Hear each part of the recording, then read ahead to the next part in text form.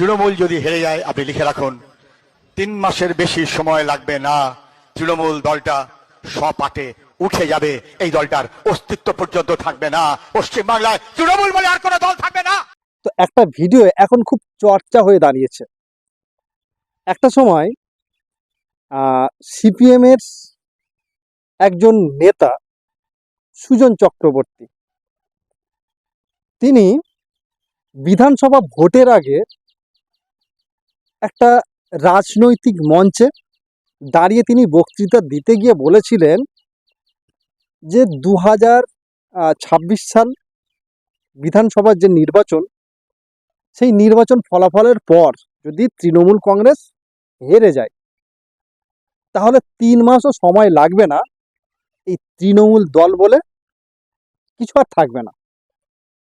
এখন সরকার গঠন হয়েছে, নতুন সরকার এসেছেন, কিন্তু এখনো 3 মাস বা 2 মাস অতিক্রম করেনি, তার মধ্যে থেকেও এমন এমন রিপোর্ট সামনে আসছে, তো পুরোপুরি এই কথার সঙ্গে মিল না থাকলেও কিছু সংখ্যক মিলে যাচ্ছে। কারণ আপনারা নিশ্চয়ই জানেন, ভোটের ফলাফলের পর যেভাবে বিদ্রোহী বিধায়ক একজোট হয়েছে, প্রথমে 58 জন, তারপরে এখন বর্তমান সময়ে দাঁড়িয়ে প্রায় 64 জনের কাছাকাছি।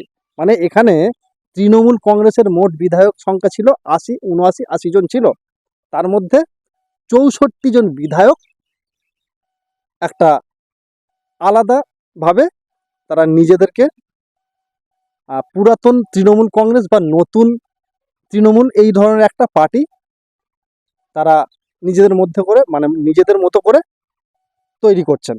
এবং এটার নেতৃত্ব কে দিচ্ছে? ঋতব্রত ব্যানার্জি। এবং তারপরে যে সমস্ত এমপি, প্রথমে 19 জন, তারপর 20, এখন দাঁড়িয়ে 22 জন।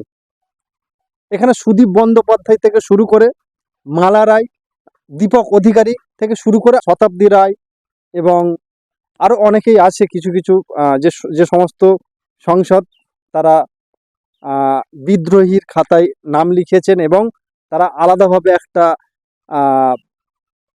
লোকসভা মানে এনডিএ কে সমর্থন দেওয়ার জন্য এই যে শাসক দল, অর্থাৎ কেন্দ্রের যে শাসক দল বিজেপি এবং যে এনডিএ জোট আছে, সেই এনডিএ কে সমর্থন করার জন্য national citizens party of India তারা নতুন করে একটা দল গঠন করছেন। তো এখান থেকে এটুকু নিশ্চয়ই ইঙ্গিত পাওয়া যাচ্ছে, যে সমস্ত সাংসদ, যে সমস্ত বিধায়ক তৃণমূলের টিকিটে তারা দাঁড়িয়ে এবং জয়ী হয়েছেন এবং মানে বর্তমান সময়ে যেটা দেখা যাচ্ছে, সেই জায়গা তাদের অবস্থান বদল হতে দেখছি।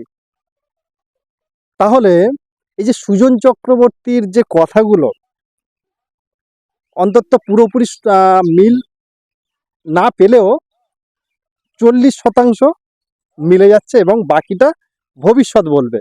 এবার এটাই দেখার বিষয় যে ভবিষ্যতে সত্যি কি সুজন চক্রবর্তীর কথা মিলতে চলেছে, সেটাই এখন জানার বিষয়। এখন যে সমস্ত বিদ্রোহী এমপি থেকে এমএলএ সমস্ত কিছু নজর কিন্তু সাধারণ মানুষের তাদের উপরে আছে, তো এটাই এখন দেখার বিষয়। তো আপনারা এই ভিডিওটা বা এই ভিডিও সম্পর্কে বা সুজন চক্রবর্তীর ভবিষ্যৎবাণী সম্পর্কে আপনাদের যদি কোনো ধারণা থাকে অবশ্যই সেটা কমেন্ট করে জানান, এবং ভবিষ্যতে ঠিক রাজনৈতিক সমীকরণ কি হতে চলেছে সেটাও লিখতে ভুলবেন না। তো আপনারা সকলে ভালো থাকবেন, সুস্থ থাকবেন এবং দেখা হচ্ছে পরবর্তী কোনো নতুন ভিডিওতে। ততক্ষণ এখানেই ভিডিওটা শেষ করলাম। নমস্কার।